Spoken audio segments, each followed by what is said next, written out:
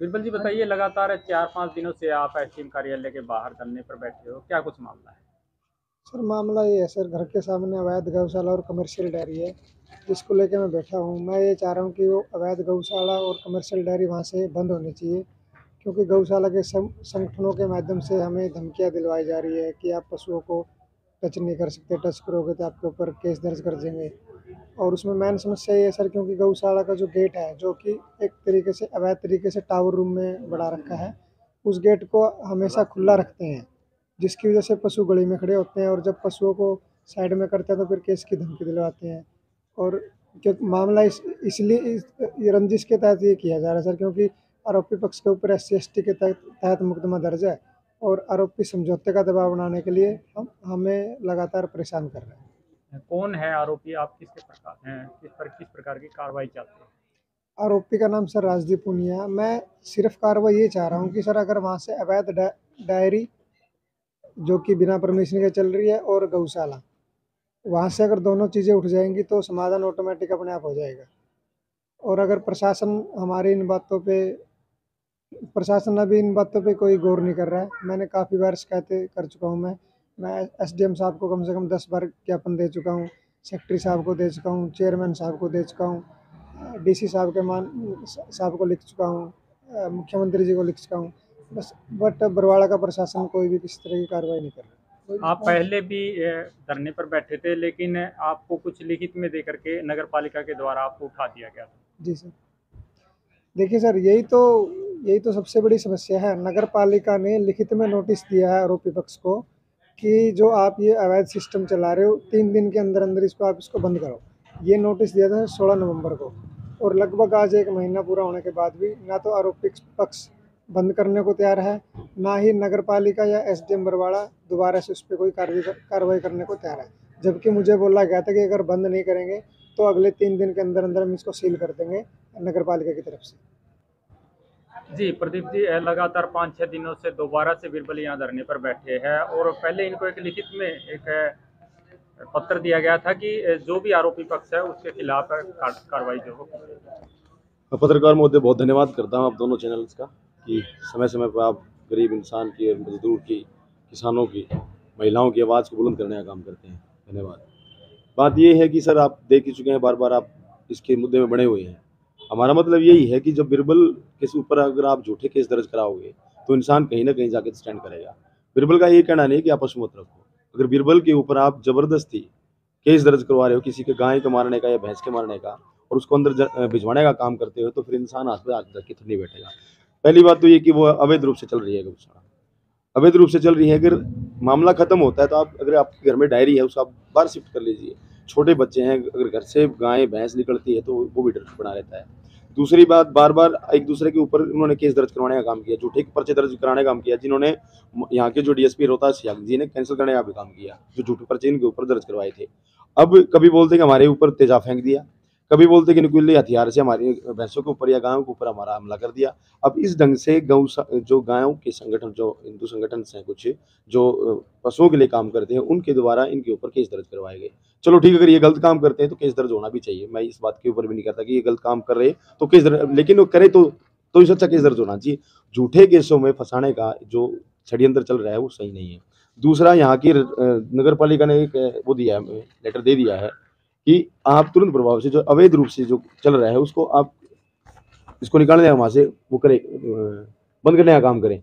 लेकिन यहाँ का प्रशासन, शासन और SDM महोदय ये चाहते हैं कि नहीं, गरीब इंसान की नहीं सुनेंगे हम, जो अमीर इंसान है उनकी सुनेंगे। गरीबों की कोई नहीं सुनता, इसलिए गरीब आज 4 दिन से 5-5 दिन है, आप देख सकते हैं, जो हमारी बहन है उनका बेटा इनके साथ में रात दिन यहाँ पे बैठा है। दूसरा, हर एक इंसान को ये हक है कि वो प्रदर्शन कर सकता है, वो धरना दे सकता है, अपने हक और अधिकार की कानून हमें इजाजत देता है। बट उसमें यहाँ के प्रशासनिक का ढुलमुल रवैया, ना तो इनको मेडिकल फैसिलिटी है, ना तो रात को इनकी सुरक्षा की फैसिलिटी है। तो ये सर हो क्या रहा है? यहाँ पे SDM साहब अपनी गाड़ी खड़ी कर देते हैं ताकि ये आम जनमानस को दिख ना सके। SDM नैन, जिन्होंने पहले भी किसान मजदूरों से खड़े होकर कोर्ट परिसर के अंदर माफी मांगी थी, वो SDM आज इनके साथ बातचीत करने का काम नहीं करता। जब एक लेटर इशू कर दिया है तो आप उसको तुरंत प्रभाव से खारिज करें। बात ये है पत्रकार महोदय, जो प्रशासन, शासन की नाकामी है, वो सोचते हैं कि गरीब लोग हैं, 4 दिन बैठेंगे चले जाएंगे। लेकिन ये भीम आर्मी एक मजबूत संगठन है, उसका मैं जिम्मेदार इंसान होते, जिलाध्यक्ष होते, पूरी जिम्मेदारी के साथ एक बात बोलता हूँ, अगर इस भाई के साथ अगर अन्याय होगा और न्याय देने का प्रशासन काम नहीं करेगा तो आने वाले 2 से 4 दिन के अंदर जो बरवाड़ा की सारी सड़कें हम नहीं करने का काम करेंगे। ये तो मजाक बना के रख दिया है, महिलाओं का शोषण कर रहे हैं, किसानों का शोषण कर रहे हैं, हर जगह से और मजदूरों का शोषण कर रहे हैं। आदमी जाए तो जाए कहाँ? ये सरकारों ने जो एक गंदी राजनीति यहाँ पे चला रखी है कि जातिवाद फैलाने की राजनीति कर रखी। बट भीम आर्मी के लोग हमेशा एक ही बात कहते हैं कि शोषण करने वाला किसी भी जाति विशेष में हो सकता है। अब हमारा भाई शोषित है और शोषण करने वाला किसी भी जाति विशेष का हमें उससे मतलब नहीं है। अगर वो झूठे पर्चे दर्ज कराएगा, इसका शोषण भी करेगा, इनको मारने की भी कोशिश करेगा, इनकी मोटरसाइकिल भी तोड़ने की कोशिश करेगा, तो ये चीज़ बर्दाश्त नहीं की जाएगी सर। इसी के लिए आप तमाम दोनों पत्रकार बंधुओं का मैं बहुत बहुत धन्यवाद करता हूँ कि आपने इनकी आवाज़ को बुलंद करने का काम किया। और आने वाले 2 दिन के अंदर अगर मुझे भूख हड़ताल भी बैठना पड़ा तो मैं भूख हड़ताल भी बैठूंगा, और मुझे रोड जाम करने की बात आई भाई के लिए तो मैं रोड जाम करने का भी काम करूंगा। ये चाहे एसडीएम साहब, दूसरी आपके चैनल के माध्यम से माननीय एसपी साहब से भी कहना चाहता हूँ, माननीय एसपी साहब आप फिर बोलते कि प्रदीप भाई आप सुनते नहीं, हमारी मानते नहीं। आज मैं आपको सीधे सीधे रिक्वेस्ट मोड में हूँ, मैं सुन भी रहा हूँ और मैं मान भी रहा हूँ। इस भाई के साथ में न्याय देने का काम करें। अगर आम जन के साथ में अगर समस्या होगी तो भीम आर्मी के लोग घर पे नहीं बैठेंगे और कंधे से कंधा मिला के शासन प्रशासन की ईट शीट बजाने का काम करेंगे। जय भीम। अच्छा, एक बात बताइए, आपने यहाँ एक डायरी का जिक्र किया है, जबकि कुछ ऐसी बातें भी निकल करके सामने आई कि अवैध गौशाला, वो डायरी है या फिर गौशाला है? वो दोनों चीजें हैं सर, वो अवैध गौशाला भी है और वो डायरी भी है, उससे उनका धंधा भी चलता है, काम भी करते हैं, वो सारी चीजें हैं सर। दूसरी बात, मैंने अभी डीएसपी साहब से बैठ के बातचीत करी है, डीएसपी साहब ने कहा कि हाँ इनके साथ में वास्तव में अन्याय हो रहा है। मैं जब यहाँ मौके पे पहुंचा तब इनके जाके देखा कि इनके साथ में जो इनका घर देखा, इनका आस पड़ोस देखा, तो डिप्टी रोहतास सियाग ने भी ये बात बोली है कि मुझे खुद से अंदर से फील हुआ कि भाई इस लड़के के साथ में अन्याय हो रहा है, गरीब आदमी है और शरीफ आदमी है। तब उनके खिलाफ उन्होंने पर्चा दर्ज भी करा, जब उनके साथ मारपीट करी। हालांकि देखिए हमें 2 कोर्ट पर्चा गया, वो 2 कोर्ट जाने के बाद में पुलिस प्रशासन के हाथ में कोई चीज़ नहीं रहती, फिर वो माननीय जो हमारा कोर्ट परिसर है वो देखेगा उसमें। अब बात ये निकल के आती है सर कि एक गरीब इंसान है, गरीब इंसान अपने बच्चों के साथ रह रहा है सर। आप ऐसे पूंजीपति लोग हैं, आप उस चीज़ को दूसरी जगह भी शिफ्ट कर सकते हैं। आप लोग एक तो गलत काम कर रहे हैं, अवैध, चाहे वो गौशाला है चाहे वो डायरी है, दोनों चीज़ चल रही है। अब दोनों चीज़ चल रही है तो इस इंसान को कोई दिक्कत नहीं थी।